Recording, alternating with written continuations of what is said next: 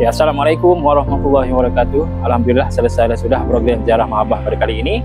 Ziarah Mahabbah pada kali ini, Museum Malaysia bersama dengan syarikat Pertima daripada Terengganu untuk program Ziarah Mahabbah pada kali ini yang diadakan di Kampung Alu Pisang, Kuala Besut, Besut, Terengganu. Dan Alhamdulillah kita berjaya menyantuni dan membantu seramai 10 keluarga di Kampung Alu Pisang, Kuala Besut ini.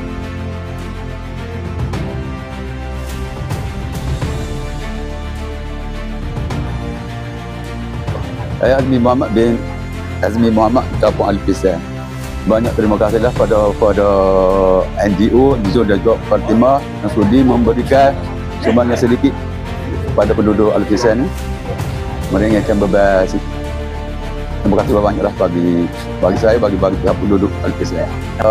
NGO Muslim dan juga Pertima Rifkan, saya bagi penduduk Alu Pisang ni banyak terima kasih pada pihak NGO dan juga Pertima.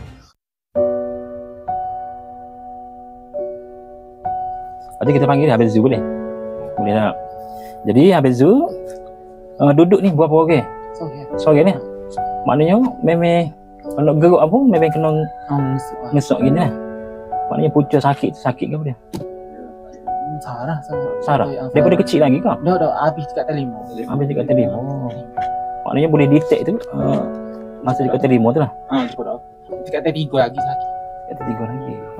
Di anak habis SPM kan. Bertahan lah. Arwah mak kan. Sikit lah. Lepas tu ni maknanya hak tadi geruk langsung ni daripada bila lagi? Ibu 4 lagi. Lepas tu tinggal dah habis Zu sore dah. Adik-beradik apa orang? Ada. Anak tunggal lah. Lepas tu makan minum apa semua? Ya, saudara biar kat rumah. Maknanya maghrib siap dah lah. Dapat makan sekali sehari lah. Sekali sehari lah. Sekali tu masa mana makan? Kadang-kadang aku dua, ada bertiga. Mana tak ada tu? Mana tak makan?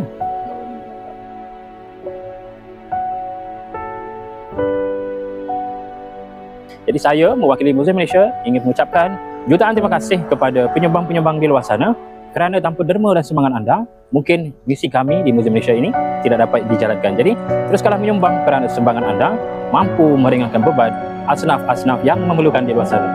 Janji Allah kepada hamba-Nya di dalam surah Ar-Rahman ayat ke-60, Al jazal ul ihsani illal ihsan. Tidak ada balasan kebaikan melainkan kebaikan juga. Jadi sekian saja daripada saya untuk program Ziarah Mahabbah kali ini. Assalamualaikum dan terima kasih.